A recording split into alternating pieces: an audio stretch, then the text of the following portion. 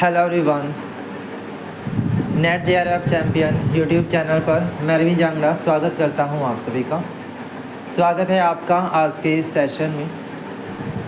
ये जो हमारा सेशन है इसमें हम लोग एस्टेट एग्ज़ाम के बारे में डिस्कस कर रहे हैं कि जो एस्टेट का एग्ज़ाम है उसमें क्या हमारा एग्ज़ाम पैटर्न रहता है और क्या इसका सिलेबस रहता है जो कि करना होता है ना। अभी हरियाणा के अंदर एस्टेट एग्ज़ाम जो है वो आ चुका है और दिसंबर के अंदर ये आपका पेपर होने वाला है ना।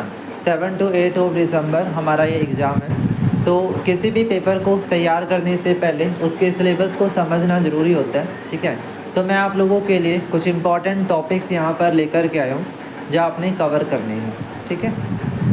ओवरऑल अगर मैं बात करूँ एस्टेट एग्ज़ाम की तो यहाँ पर हमारे पास टोटल जो है वो 150 क्वेश्चंस आते हैं पेपर के अंदर, ठीक है। आप जब एस्टेट का एग्ज़ाम दे रहे हैं पीजीटी लेवल पर या फिर टीजीटी लेवल पर या फिर पीआरटी लेवल पर, है ना, टोटली हमारे पास जो है 150 क्वेश्चन जब उसमें रहते हैं।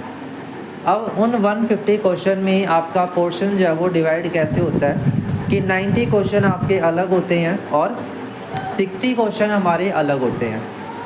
अब ये जो 90 क्वेश्चन वाला टॉपिक है इसमें ना आपका क्या होगा कि सभी का कॉमन पेपर आएगा, यानी चाहे आपका सब्जेक्ट कोई भी हो 90 क्वेश्चन आपके क्या रहेंगे, सेम रहेंगे, ठीक है। और ये जो 60 क्वेश्चन है ये आपके सब्जेक्ट के रहते हैं। मान लीजिए आपका कॉमर्स से है या आप इंग्लिश से दे रहे हो, हिंदी से दे रहे हो, है ना, जो भी आपका कॉमन सब्जेक्ट होगा उसमें, तो वहाँ पर आपका 60 क्वेश्चन सब्जेक्ट के रहते हैं और 90 क्वेश्चन हमारे कॉमन रहते हैं, ठीक है। अब इन 90 का सिनारियो किस तरह से है कि इस 90 क्वेश्चन में हमारे पास ये 5 टॉपिक आएंगे। सबसे पहले तो सीडीपी आती है, इंग्लिश हिंदी आती है, मैथ और रीजनिंग आता है और हरियाणा जीके आती है, ठीक है। अगर मैं सीडीपी की बात करता हूँ तो यहाँ पर आपके 30 क्वेश्चन है जो सीडीपी से आपसे पूछे जाते हैं, ठीक है। फिर जो इंग्लिश है, इंग्लिश से हमारे 15 क्वेश्चन आते हैं और हिंदी से भी आपके 15 ही क्वेश्चन आते हैं, ये फिक्स रहते हैं। और मैथ और रीजनिंग के अगर मैं बात करता हूँ तो दोनों को मिलाकर के 20 क्वेश्चन आते हैं और फिर हरियाणा जीके के 10 क्वेश्चन आते हैं। तो टोटल हमारा 90 क्वेश्चन का सिनारियो बन जाता है कि सीडीपी के 30 क्वेश्चन है, फिर इंग्लिश हिंदी के 15 एंड 15, यानी टोटल 30 क्वेश्चन यहाँ पर है। फिर उसके बाद मैथ और रीजनिंग का पार्ट है, मैथ रीजनिंग में भी सेम आपके 20 क्वेश्चन होते हैं और हरियाणा जीके है, हरियाणा जीके में भी आपके 10 जो है वो क्वेश्चन रहते हैं, ठीक है। ओवरऑल अगर मैं बात करता हूँ तो 90 क्वेश्चन का सिनारियो कुछ इस तरह से रहेगा। बाकी आपका 60 क्वेश्चन आपके सब्जेक्ट के रहते हैं जो आपने पढ़ा हुआ है ना, उसी से रिलेटेड होगा। चलिए अब मैं आपको टॉपिक्स बता देता हूँ कि जैसे हम सीडीपी प्रिपेयर करते हैं तो उसमें कौन कौन से ऐसे टॉपिक हैं जो हमें एग्ज़ाम के पॉइंट ऑफ व्यू से करने हैं। देखिए ये वो टॉपिक हैं जो पीवाईक्यू में चल रहे हैं, जो प्रीवियस ईयर क्वेश्चन पेपर का ट्रेंड है उसमें आपके ये टॉपिक कंसीडर हो रहे हैं, तो आपने इन्हें स्किप नहीं करना है, ठीक है। सीडीपी में देखें तो ग्रोथ एंड डेवलपमेंट सबसे पहला टॉपिक है, ठीक है। उसके बाद हेरिडिटी एंड इन्वायरमेंट है, सोशलाइजेशन है, पियाजे का, कोलबर्ग का और वाइगोट्स्काई का थियरी है, इंक्लूसिव एजुकेशन है, सोशली एबल्ड लर्निंग है, इसके अलावा मोटिवेशनल थियरीज़ हैं, चाइल्ड सेंट्रिक और टीचर सेंट्रिक एजुकेशन दोनों में क्या डिफरेंस है ये आपका टॉपिक है, इंडिविजुअल डिफरेंस है, इसके अलावा असेसमेंट टेक्निक, इवैल्यूएशन मेथड, ठीक है, मेथड ऑफ टीचिंग है, क्लासरूम मैनेजमेंट और जेंडर बाइसनेस, ठीक है, और NEP 2020, ठीक है। ये बिल्कुल नए टॉपिक हैं जो आपके पूछे जा रहे हैं। NEP बिल्कुल नया टॉपिक है, ठीक है। इसके अलावा भी कुछ और टॉपिक हैं वो हम देख लेते हैं। देखो मैंने जो आपको बता ही दिए, growth and development, heredity, environment हो चुका, प्रिंसिपल्स आ जाएंगे, सोशलाइजेशन थियरी, इमोशन की थियरी, इरेक्शन और वाइगोट्स्काई की थियरी पर बहुत ज़्यादा फोकस करने की ज़रूरत है, क्वेश्चन बार बार आ रहा है, ठीक है। ये 4 थियरी मोस्ट इम्पॉर्टेंट है, इरेक्शन की, वाइगोट्स्काई की, जीन पियाजे की और कोलबर्ग की। ठीक है, ये चारों आपने बहुत अच्छे से पढ़ने हैं, क्योंकि अकेला जो थ्योरी वाले टॉपिक हैं यही हमारे 8-9 क्वेश्चन जो है वो तैयार कर देते हैं सीडीपी के अंदर। 8 से 9 क्वेश्चन आपके इन्हीं में से बन जाते हैं, तो बहुत डीप में इनको पढ़ने की नीड है। ठीक है, इसके अलावा अगर मैं बात करता हूँ तो थियरी ऑफ इंटेलिजेंस है, पेरेंटिंग स्टाइल्स हैं, थियरी ऑफ पर्सनैलिटी और फिर पर्सनैलिटी से रिलेटेड टेस्ट हैं, गलफर्ड का स्ट्रक्चर है, ब्रॉन-ट्रेनर का मॉडल है। ठीक है, लर्निंग डिजेबिलिटीज़ है। ठीक है, और स्टीरियोटाइपिंग, फॉरगेटिंग, ये सारे जो छोटे छोटे से टॉपिक हैं ये हमें कंसीडर करने हैं। देखिए, देखने में आपको लग रहा होगा कि काफ़ी सारा सिलेबस है सीडीपी का, लेकिन उसको करने का तरीका क्या है भी, आप प्रीवियस ईयर पेपर्स करें। मैक्सिमम टू मैक्सिमम आप 5 साल के प्रीवियस ईयर पेपर अगर कर लेते हैं तो अच्छा खासे कॉन्सेप्ट आपके बिल्ड हो जाएंगे। ठीक है, सीडीपी अगर आपका रिसेंटली बीएड हुआ है तो आपको आती होगी, तो आपका फोकस होना चाहिए प्रीवियस ईयर क्वेश्चंस पर। ठीक है, तो क्वेश्चंस ज़्यादा से ज़्यादा करें और उनकी एक्सप्लेनेशन को पढ़ें, तो अपने आप ही आपका टॉपिक क्लैरिटी की तरफ जाएगा। फिर इसके बाद आपका मैथ का टॉपिक आता है, यानी मैथमेटिक्स के अंदर क्या टॉपिक हैं जो हमें पढ़ने चाहिए। तो इसमें नंबर सिस्टम है, फ्रैक्शन वाला टॉपिक है, रेशो का टॉपिक है, प्रॉफिट एंड लॉस है, एवरेज है, परसेंटेज है, स्पीड टाइम डिस्टेंस है और एसआई एंड डीआई है, एसआई एंड सीआई सॉरी। ठीक है, सिंपल इंटरेस्ट और कंपाउंड इंटरेस्ट, ये टॉपिक आपके मैथ्स में बन रही है। ठीक है, टाइम एंड वर्क है, पाइप एंड सिस्टम है, और कुछ टॉपिक आपके एडवांस मैथ से भी हैं, जैसे कि 2D 3D मेंसुरेशन, अलजेब्रा हो गया, सर्ड एंड इंडाइक्स हो गया, रोंग सीरीज हो गया, है ना। ये भी आपके टॉपिक हैं जो मैथ में बन रहे हैं। ठीक है, तो इनको भी हमें कवर करना है।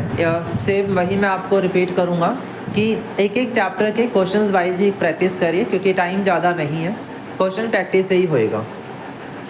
फिर इसके बाद रीजनिंग में आ जाएँ तो रीजनिंग में हमारे topic analogy, coding decoding, blood relation, direction distance series, analogy, blood relation, odd one out series, coding decoding. ठीक है, इसके अलावा एक आपका ऑर्डर एंड रैंकिंग है, वो इसमें ऐड कर लेंगे आप। सीटिंग अरेंजमेंट है, ठीक है, जो पूछा जा रहा है, क्लियर है। कोडिंग डिकोडिंग है, और एक आपका रिपीटेड सीरीज़ का नया टॉपिक दिख रहा है पेपर में, तो रिपीटेड सीरीज़ वाला जो टॉपिक है वो भी कंसीडर आप ज़रूर करें, इम्पॉर्टेंट है। ठीक है, तो ये कुछ रीजनिंग के चैप्टर हैं जो हमें कंसीडर करने की नीड है, सारे हम नहीं कर सकते हैं, और प्रीवियस ईयर का जो पैटर्न है उसके हिसाब से आपने टॉपिक करने हैं।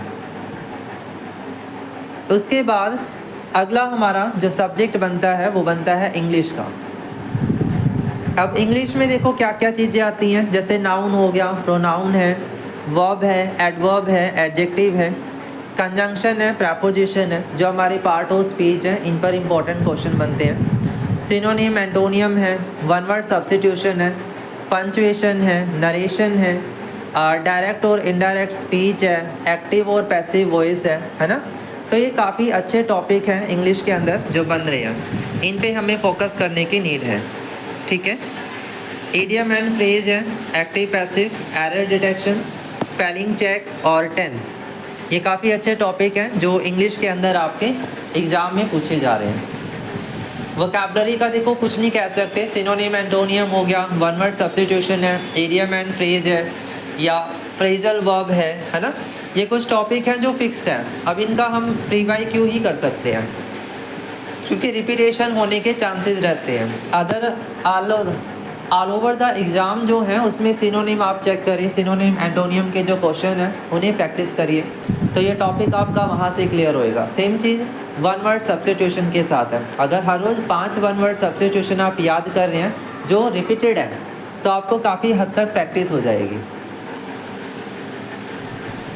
ठीक है, फिर इसी में हमारे पास आएगा हिंदी। अब हिंदी में मेन इंपॉर्टेंट टॉपिक हमारा वर्णमाला, संज्ञा से अव्यय, उपसर्ग प्रत्यय, वाक्य भेद, शब्द भेद, मुहावरे, लोकोक्तियाँ, अलंकार, संधि और समास, अनेकार्थी शब्द, पर्यायवाची भी इसमें ऐड कर लेना, या समानार्थी, एक ही बात है, विलोम शब्द, शुद्ध अशुद्ध, काल भेद, लिंग, वचन, कारक, है ना। ये काफ़ी इंपॉर्टेंट सिनारियो वाले टॉपिक हैं जो हिंदी में बन रहे हैं। और हिंदी ग्रामर अगर स्ट्रॉन्ग है तो एक अच्छा स्कोर हम खड़ा कर सकते हैं अगर लैंग्वेज पे आपकी कमांड है, इंग्लिश और हिंदी दोनों पे। ठीक है, अब यहाँ पर और डिटेल के साथ बताया हुआ है।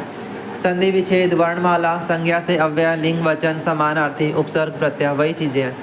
समास है, अलंकार है, ठीक है, शुद्ध अशुद्ध है, शब्द भेद है, अनेक शब्दों के लिए एक शब्द है, काल है, मुहावरे है, लोकोक्तियाँ हैं, है ना। तो ये काफ़ी इंपॉर्टेंट आपका हिंदी के अंदर सिनारियो बन जाता है। ठीक है, अब अगर मैं बात करूँ 90 क्वेश्चन की, तो उसमें से मैंने आपको 5 सब्जेक्ट तो बता दिए कि उनमें क्या चीज़ हमें करनी है ना। एक सब्जेक्ट हमारा हरियाणा जीके है। अब देखो हरियाणा जीके में ऐसा है कि वो काफ़ी वाइडर है, बहुत ज़्यादा डीप है। तो इसमें हम जो है इतना कर सकते हैं कि हमारे कुछ क्वेश्चन ठीक हो जाएं, है ना। तो उसमें आप ये कुछ टॉपिक हैं, इन पे फोकस करिएगा। जैसे हमारे जो हरियाणा के ज़िले हैं, ज़िले पे फोकस करिए। 22 ज़िले हैं हरियाणा के, कैसे बने, कौन से ज़िले किस चीज़ के लिए फेमस है, उनके स्पेशल टाइटल वगैरह क्या हैं, कैसे बने हैं, किससे अलग होके बने हैं, है ना। तो ये थोड़ा सा बेसिक आप ज़रूर करें। वहाँ के स्पेशल लोकेशन, लोकसभा, राज्यसभा, है ना, ये सब थोड़ा सा। हरियाणा की पॉलिटी है और हरियाणा की जो नई पुरानी स्कीमें हैं, कब लॉन्च हुई है, उनका क्या मोटो है ना। तो ये काफ़ी इंपॉर्टेंट टॉपिक आपका हरियाणा जीके में रह जाता है। ठीक है, तो ओवरऑल अगर मैं स्ट्रेटेजी प्लान की बात करता हूँ इसमें, तो आपने 90 क्वेश्चन को करने का तरीका यही है कि आपको जो थियरीज़ आती हैं उनको प्रॉपरली एक बार रिवाइज़ कर लीजिए और रिकॉल करने के बाद आप उनमें PYQ क्वेश्चंस की प्रैक्टिस करिए। मैक्सिमम जो है प्रीवियस ईयर क्वेश्चन आपके यहीं से बन जाएंगे, क्योंकि रिपीटेशन होते हैं टॉपिक्स के। ठीक है, क्वेश्चंस की लैंग्वेज चेंज हो जाती हैं बट टॉपिक्स वही रहते हैं, तो हमें टॉपिक्स का आइडिया जो वो लग जाएगा। ठीक है, तो ये मुझे आपको समझाना था, मैंने आपको बता दिया कि ओवरऑल इस सिलेबस को कैसे करना है। ठीक है, इसके अलावा सेकंड जो कॉमन पेपर है वो आपका सब्जेक्ट होता है, कॉमर्स है, किसी का इंग्लिश है, हिंदी है, तो आप उनको भी प्रीवियस ईयर क्वेश्चंस के थ्रू ही करिएगा। ठीक है, ताकि आपका एक स्ट्रॉन्ग पोर्शन कवर हो पाए। ठीक है, तो ये था हमारा आज का सेशन जिसमें हम लोगों ने सिलेबस के बारे में डिस्कस किया। आई होप आपको चीज़ें समझ में आ गई होंगी। ठीक है, चलिए, थैंक यू सो मच। ज़्यादा से ज़्यादा इन्फॉर्मेशन के लिए चैनल सब्सक्राइब कर लीजिएगा।